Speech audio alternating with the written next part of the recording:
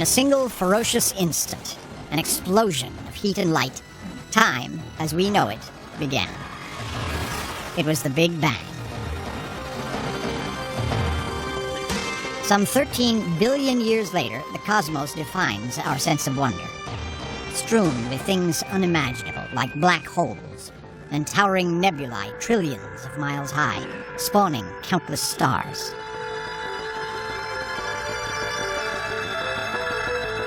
About 2/3 of the way through the history of time, our own solar system was born.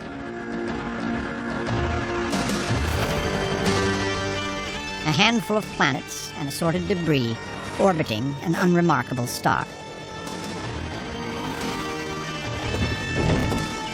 In this immense universe, our own planet is like an insignificant blue ornament, tenuously protected by a paper-thin atmosphere. But a closer look reveals that there's something wonderful going on here, something rare perhaps, or even unique, something called life.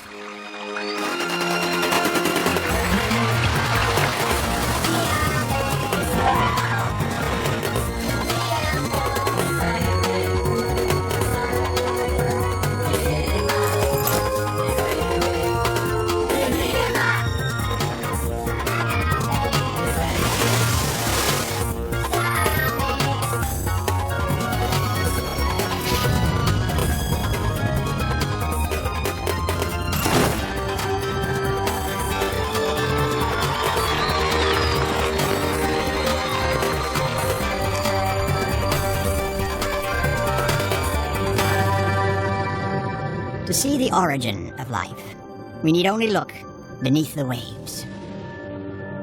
Here, hundreds of millions of years ago, the sea was a living soup of tiny organisms. In this vast incubator, life slowly evolved from the simple to the complex. Then, about 540 million years ago, there was an explosion of innovation.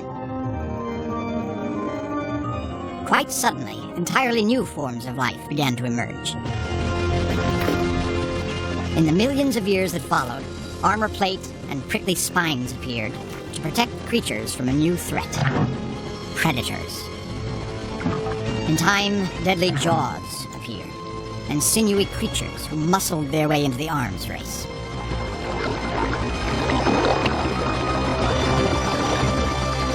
Some animals have changed very little over millions of years. Among these living fossils are sharks, part time machine, part killing machine. We are still trying to understand the elusive ways of these remarkably well-adapted predators. On the windswept Farallon Islands off the coast of California, researchers have spent years following the hunting patterns of individual great white sharks. One thing with that double bite like that. This bite, it looks like it could be a seal or a sea lion is, Like a shark. Over 7 years, up to 40 great whites have been identified. Some are observed in one season and then never seen again, while others come back every year.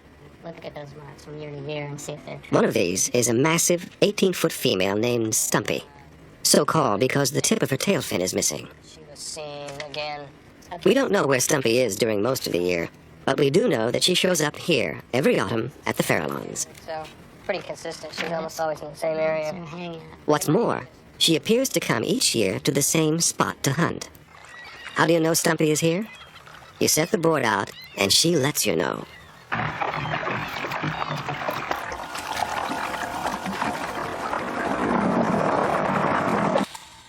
This is how a great white kills an elephant seal in the first hit.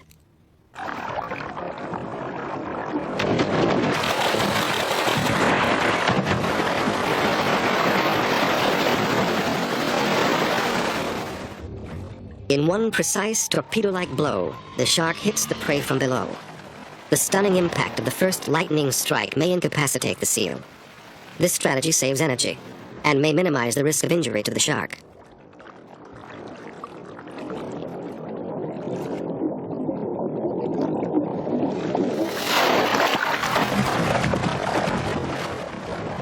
This surprising sequence of attack, retreat, and feast has served the shark well for a very long time. But nature was not content to have only the seas populated with living things. After hundreds of millions of years of preparation, out of the water crept life. It took countless generations for gills to become lungs and flippers to evolve into wings or feet. Eventually, a profusion of crawling, flying, and running creatures claimed the land for their own. Reptiles began a 150 million year sovereignty over the planet.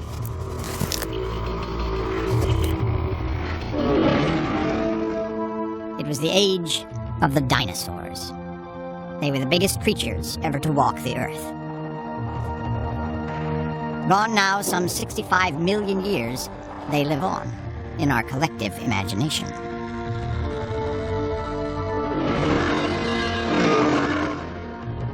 Among the departed was one of the strangest dinosaurs that ever lived. It was called Oviraptor, and it was swift, smart, and lethal.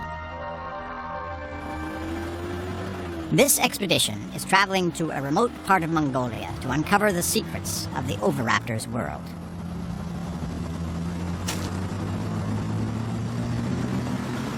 Michael Novacek and Mark Norell of the American Museum of Natural History come to this desolate place to piece together a puzzle of evolution and extinction. 1, 2, 3, 4, 5, 6, 7, 8, 9, and then 3 over there, 12. 12 eggs. All right. That's really a great fossil find because it's one of the rare instances where we can capture a little bit of behavior that's 80 million years old.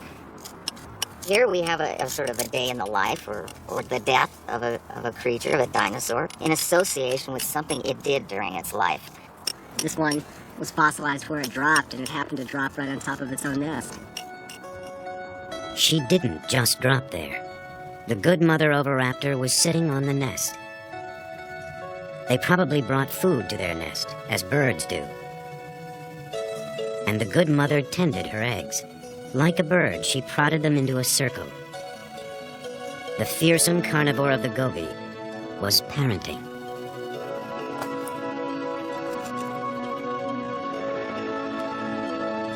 Then, with remarkable swiftness, the age of dinosaurs was over. What happened exactly remains a mystery. Many scientists believe an asteroid, perhaps 6 miles wide, slammed into Earth and helped snuff out the masters of the world. From our perspective, of course, this mass extinction event is not a big problem because we're part of the group that survived and started evolving into bats and large hoofed animals and lions and tigers and bears.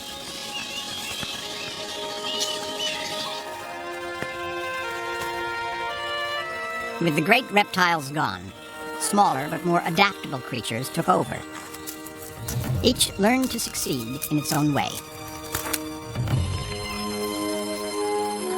Some rely on speed and powerful jaws, others strength and a thick skin. But no matter how adaptable a species may be, in the savage struggle between life and death, there is but one simple rule. Those who survive pass their traits to their young. Those who die do not.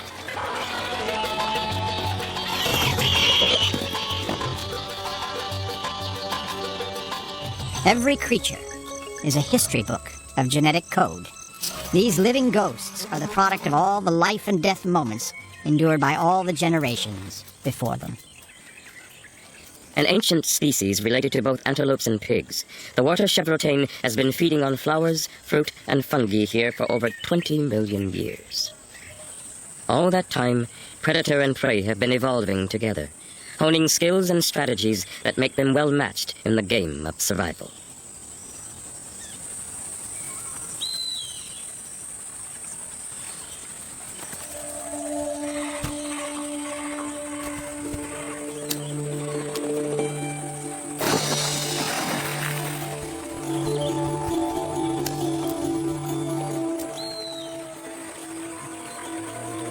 Under sharp-eyed surveillance, the chevrotain submerges again.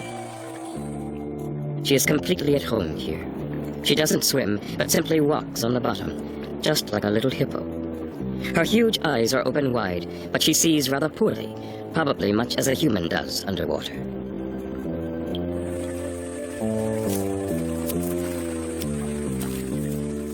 Keeping her belly close to the ground to avoid being lifted by the flow, she simply walks away from danger, 4 feet below the surface.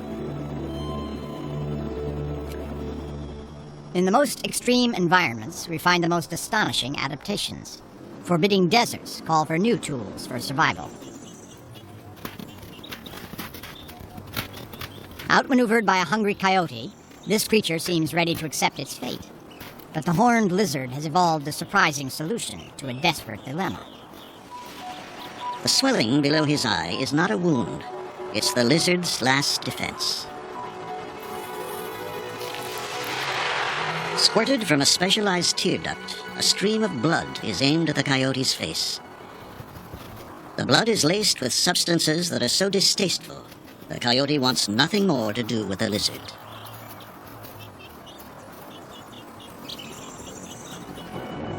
Here on the barren ice floes of the Arctic, it's hard to imagine any creature, much less a 1,000-pound brute, finding sustenance. But the polar bear is a resourceful predator with infinite patience.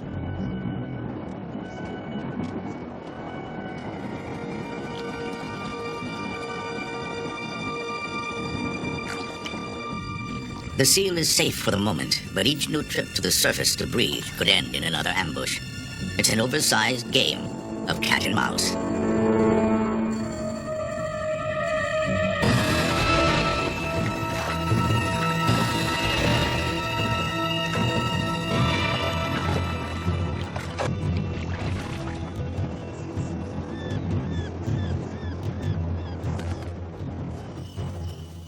Mammals thrive by capitalizing on a key innovation rarely found in reptiles: parental care.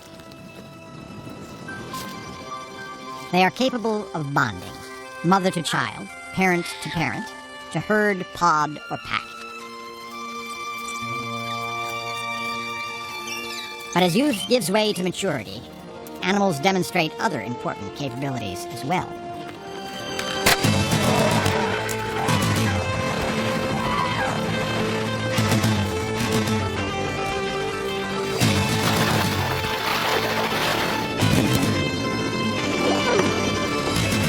Many of these battles are to seize the most critical moment in animal time, the moment their genes are passed to the next generation.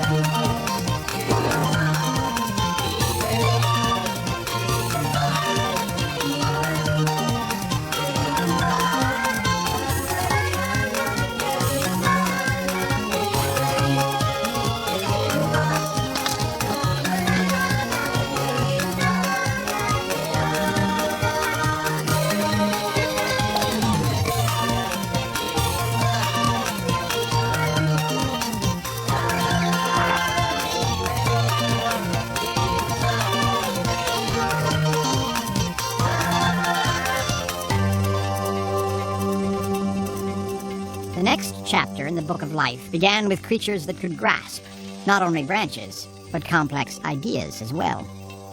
It is here, among the primates, that we begin to see ourselves.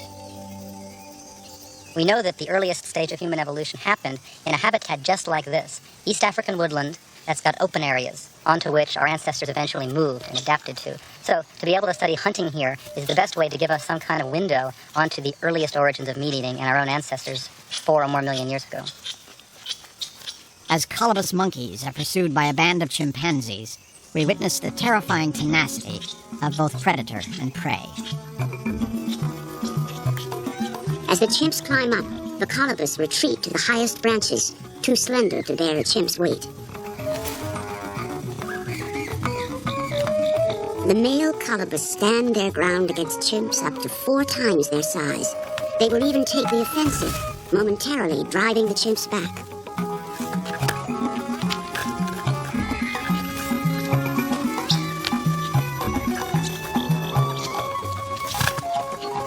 Holding his tail out of the chimp's reach, this male buys precious time for the escape of the females and young. With chimps climbing everywhere, one monkey leaps into the arms of death. Even a rear attack by the defending colobus cannot save him.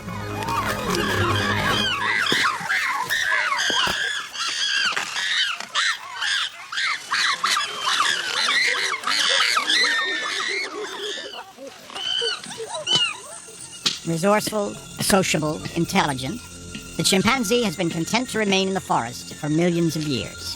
Only occasionally do they wander out into open areas. But one related species, the ancestors of early humans, left the forest for good, and the world was changed forever.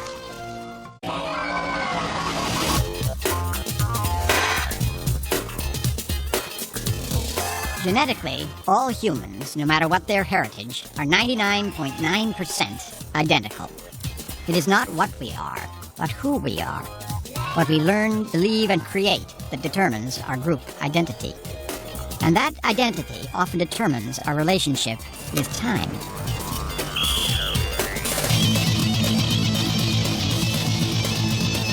In many places, time seems to have accelerated at a maddening pace.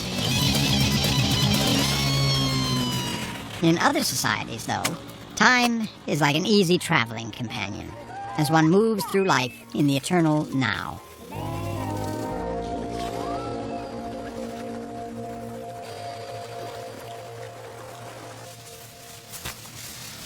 In the highlands of Papua New Guinea lives a remote society with their own understanding of time.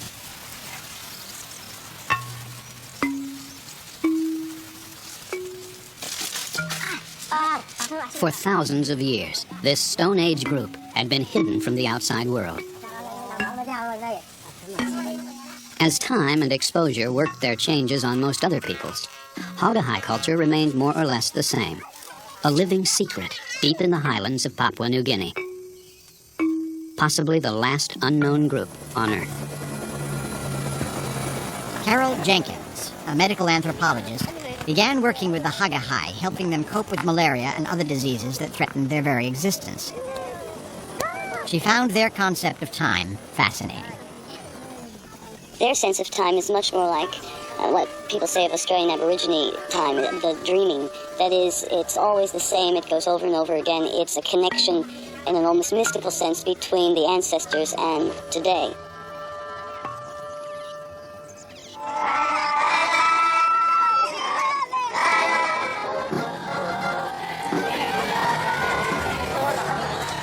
Much of human culture is anchored in our traditions, and often these traditions are linked to our sense of time.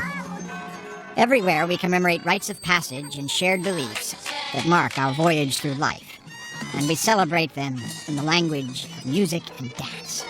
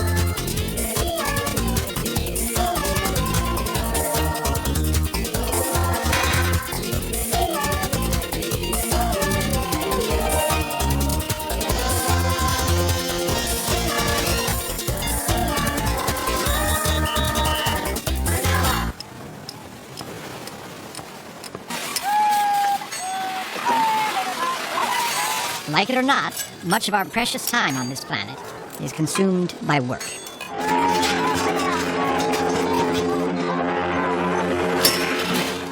The sheer diversity of labor reflects the vast scale and scope of the human experience. On the Indian subcontinent, much work is still done by hand. Here, north of Mumbai, mostly barefoot workers disassemble giant steel ships, reducing them to scrap. The work is dangerous, the rewards are meager, but to make a living, they persist. But all work in India is not this punishing. In sheer numbers, India has the world's largest middle class. The country's railways are a lifeline for all of India's 1 billion people, crossing not only vast distances, but bridging diverse cultures. Over 1.5 million workers keep the trains running on schedule. In many ways, the railway has become the country's grand and reliable timekeeper.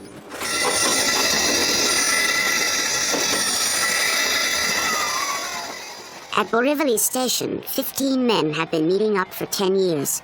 They call themselves the 854 Group, and every morning they stake out strategic spots along the platform.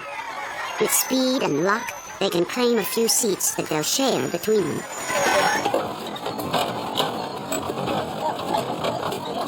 They have only 30 seconds before the train pulls out again, and consider their daily ritual like a workout at the gym.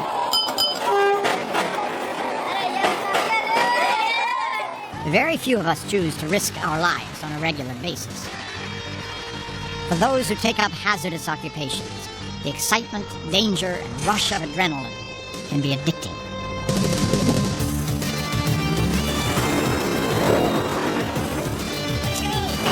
When does a job become a mission?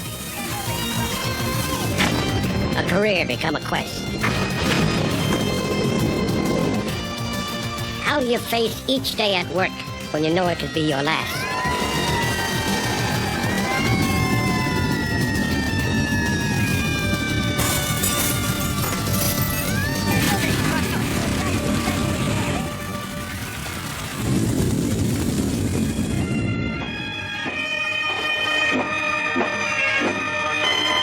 Who was Al?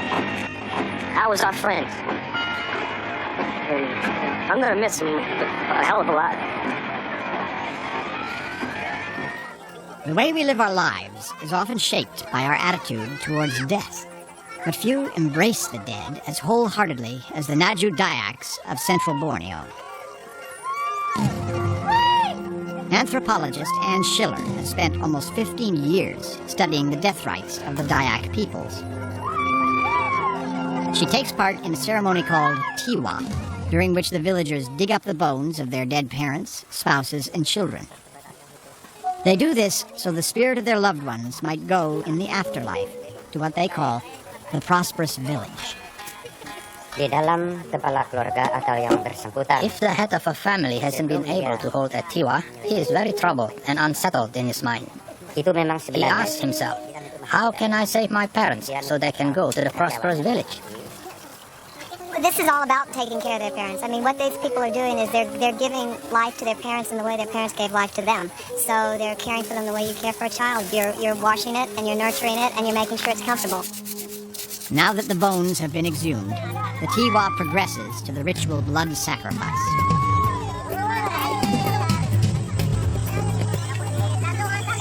Blood protects you from illness. It protects you from evil supernatural beings that might bother you. And so sacrifices are held because you need that blood of the chicken or the pig or the cow or the water buffalo in order to anoint people and to anoint things, to make sure that the people and the things remain safe.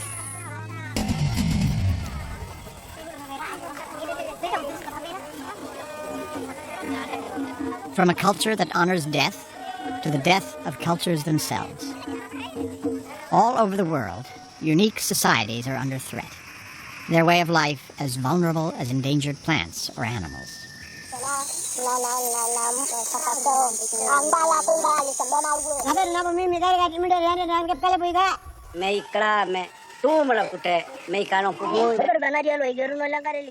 According to some estimates, nearly half of the world's 6,000 languages will disappear in the next century. The realities of an emerging global culture and economy often provide little incentive for preserving them. Good morning, children. How did you? Sit down. How does a people hold on to its own identity, its own traditions, and still remain open to the outside world? Disappearing cultures have much to tell us, if only we can take the time to listen.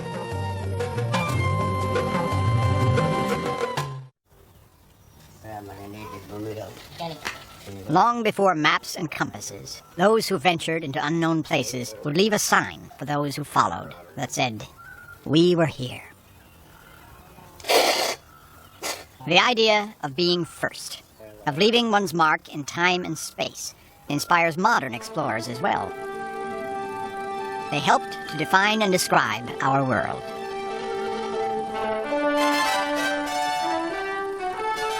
The exploits of these 20th century adventurers continue to fascinate and inspire. Many, indeed, have achieved a measure of immortality. Among them, Admiral Robert Peary and pioneering African-American explorer Matthew Henson, considered to be the first men to reach the top of the world. Admiral Richard Byrd was credited as being the first to fly over both poles. Hiram Bingham discovered the fabled lost city of Machu Picchu, while William Beebe and Otis Barton were the first to probe the deep ocean. In our own era, Jacques Cousteau allowed us all to be explorers of a wonderful new realm and championed our need to preserve it. Today, being first is the passion of many. But the goal is often not a place on the map.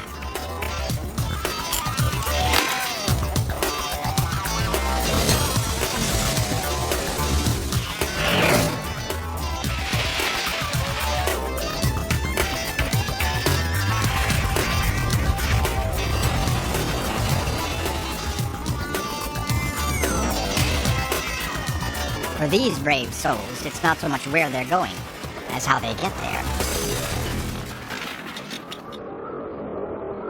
Mount Everest, first conquered in 1953, has been climbed by the hundreds. Still, for every 7 that reach the summit, one climber will die. It's a mountain that you regard with considerable respect. I don't know anybody who has a feeling of affection for the mountain. You can climb it 3 times, 5 times, 100 times. You don't conquer it, you survive it. If there is a cold day, it's not 20 below, it's 40 below. 45, 50 below Celsius. And this is hard for human beings. If there is a storm coming, it's much stronger because you're much higher up. Wind, very cold, strong, very cold. It's difficult. It's really very difficult to do anything. All you want to do is lie down, even that's hard work. You know, physically, I experienced an awful lot of problems. I had an ulcerated toe with the bone showing, an intestinal parasite. I lost 35 pounds in 5 days going to the summit. I'm nearly at the summit.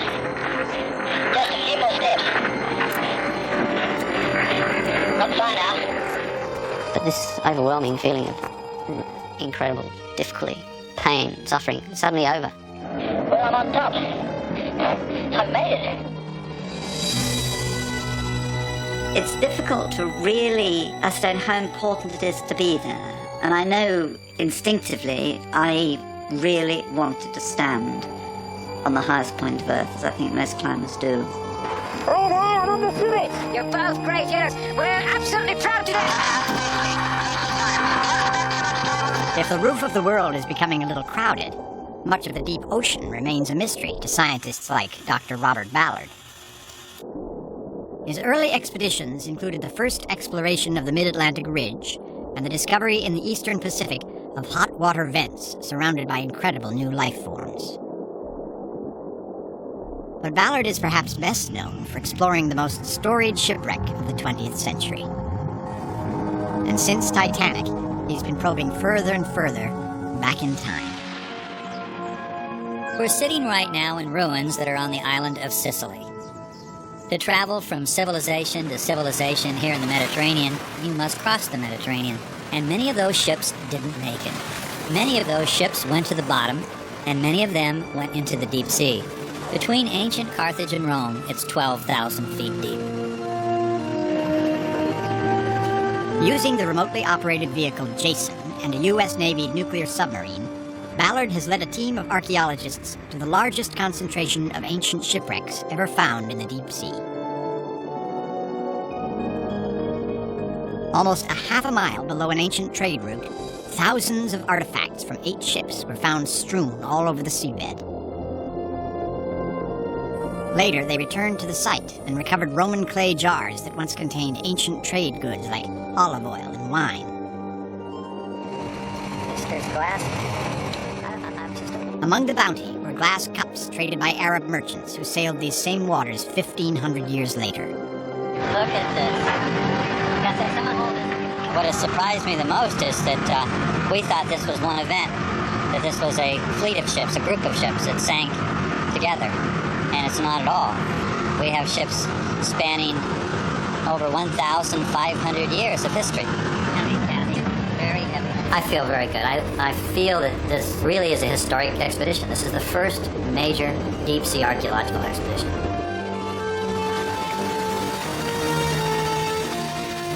The age of exploration is still far from over. Ian Baker and Ken Storm are in search of a hidden waterfall that others claimed to have glimpsed from afar, but none have ever mapped or measured. They follow footsteps from the past. In 1924, British botanist Frank Kingdon Ward led an expedition to Tibet, searching for a waterfall as grand as Africa's Victoria Falls. He pushed his way through much of the wild and forbidding Sangpo gorges, but never found what he was seeking. On this expedition, Ken and Ian are determined to finish Kingdon Ward's journey. It's a place that gives life, but it's a place also of enormous danger, and it can take life at any moment. The Tsangpo Gorge can plunge over 16,000 feet, 3 times deeper than the Grand Canyon. A single misstep could send a traveler 1,000 feet to his death. It was near here that Kingdon Ward's exhausted guides insisted on turning back. And sure enough, this modern team had doubts as well. I think we all reached a point where we were suddenly questioning whether it was really going to be possible at all. Despite 17 days of difficult trekking, the expedition decides to press on. Finally, they punch their way through a clearing.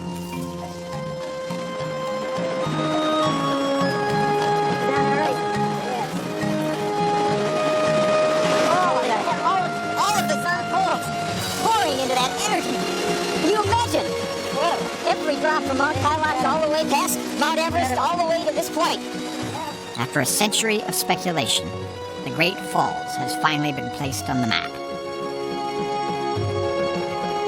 Named Hidden Falls of Dorje Pamlo, it measures between 100 and 115 feet, with an enormous volume of water that makes it so extraordinary. To actually come upon something new and undiscovered late in the 20th century is remarkable. Even in places that are mapped, there are new worlds to explore, like the lush rainforest canopy. I realized at that moment, that first rope climb, I knew where I was going for the rest of my life. I was going up to the canopy. It takes hard work and courage to conquer this new world. But when they climb, Nalini and other canopy researchers are also returning to a very old world. We really felt like pioneers. We felt like we were frontiersmen going to where no human had ever gone before. And everything we picked up was something new and something different. New species, new interactions.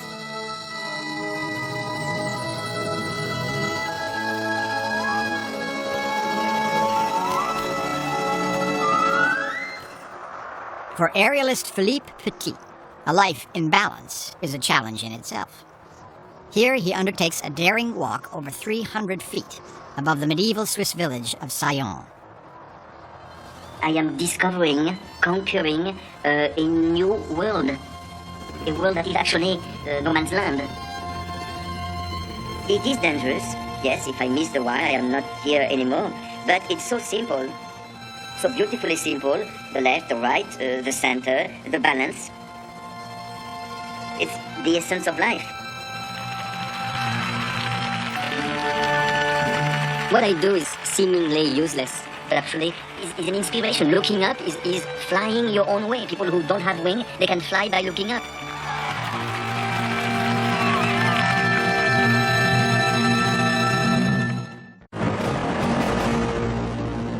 The Earth is some 4.5 billion years old, yet little time remains to undo the damage that we've wrought in our own brief moment on the planet. The oil fields of Kuwait, 1991. The aftermath of a brief but destructive war. The fires have now raged for months. The damage to the environment is nothing short of catastrophic. But much sooner than anyone expected, an international team of workers snuffed out the flames, one by one. Many of these people had never done such work before.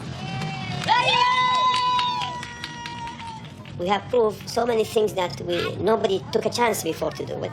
Nobody was daring before to do it. We proved that yes, we can do it. Once you have the well, you can do anything you'd like to do. And we were given a chance to prove this, and we did prove it. All over the globe, concerned citizens have mobilized to preserve and protect endangered species and habitats.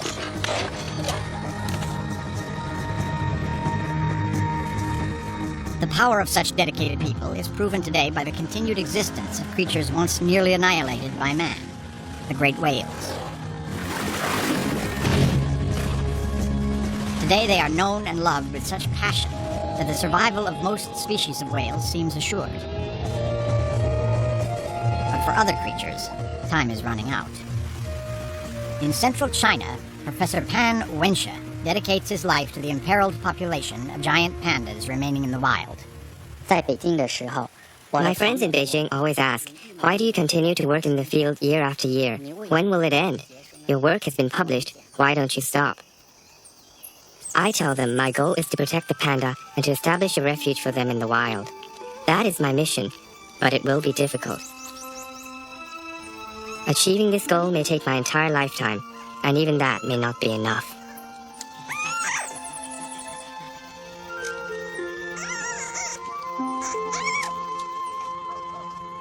In suburban Atlanta, Sue Barnard tries to overcome popular fears about a creature valuable to the ecosystem.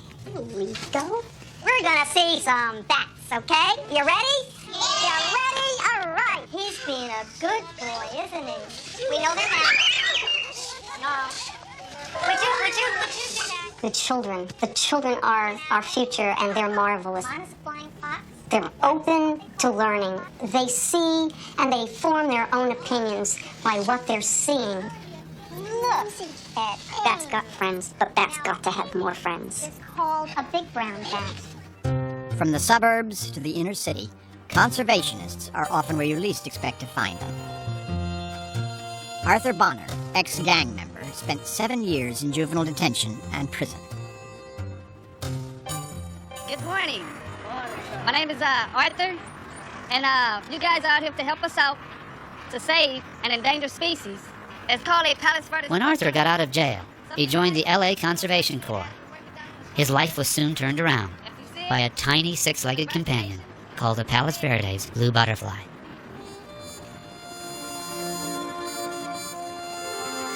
Arthur is one of just 3 people who are permitted to gather the butterflies. I'm very dedicated to coming down here. I love to do what I'm doing. I love my work. He uses all his powers of persuasion to help his captives reproduce. Okay, girls, which one of you laid some eggs for me today? The 5 females that's actually collected out the wild. You know, I bring them in, I have to watch them lay their eggs. There you go. You gave me one. The butterfly only has a 5-day lifespan, and it's up to me to keep her baby alive.